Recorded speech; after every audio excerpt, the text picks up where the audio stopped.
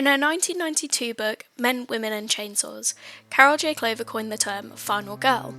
The final girl is usually in her teens, sexually pure, and is more demure than the sporting female characters. Harrington states that virginity has been celebrated in myth and antiquity, such as the ancient Greek veneration of virgin goddesses, showing that for many years being a virgin has been seen as greatness. This ties into the trope in horror of the sexually active characters dying first and leaving the virgin alive. Alongside this, I want to discuss the use of blood as symbolism. Cohet states in an article for Medical News Today that the term hysteria originated in ancient Greece. Hippocrates and Plato spoke of the womb, hystera, which they said tended to wander around the female body, causing an array of physical and mental conditions. It is understood that they were talking about menstruation. The use of hysteria when referring to menstruation has an intrinsic link to the use of blood in final girl films. For example, as a final girl progresses through the film and begins to fight back, she often becomes more bloodied. In these cases, the final girl will have often gone from demure and pure to a rage-ridden, strong female lead, portraying the idea of a woman being hysteric during menstruation.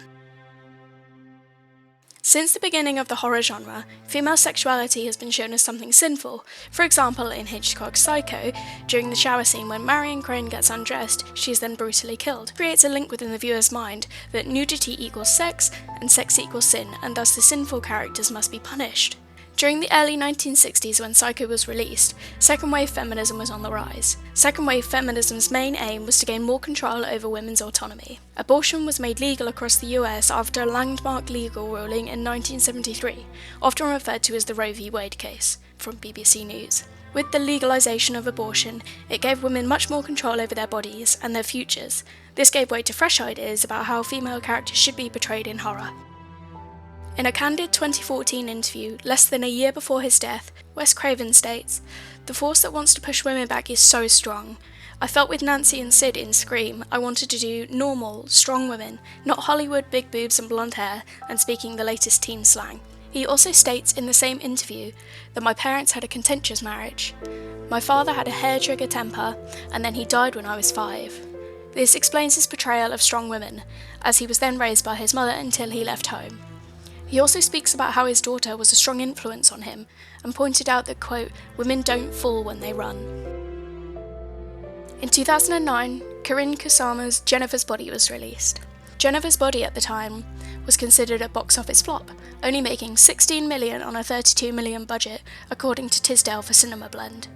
Megan Fox, who played Jennifer, came from Transformers, in which she is considered a sex symbol, and thus the marketing team for Jennifer's Body used her to market the film to younger men who have seen her in Transformers. The film was written by a woman, Diablo Cody, who aimed to write about toxic female friendships and to redefine women's place within the horror genre.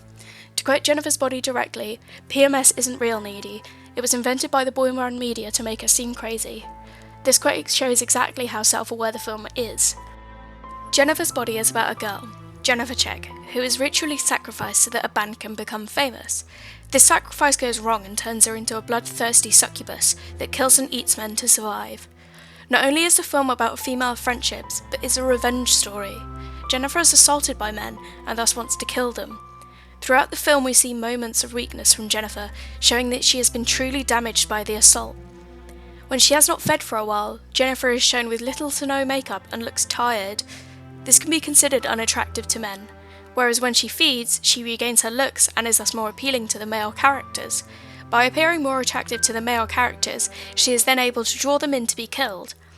This cycle shows the performance that many women play on a daily basis, like putting on makeup and making themselves more conventionally attractive.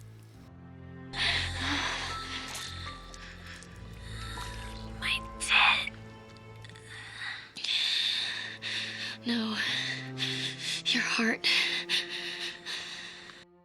Lastly, I want to mention 2 more recent examples of transforming the final girl trope. These being Jordan Peele's Us from 2019 and Ready or Not, directed by Tyler Gillett and Matt Bettinelli-Olpin.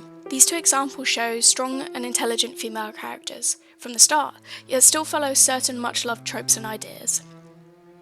To conclude, the horror genre still holds on to certain elements of this final girl trope.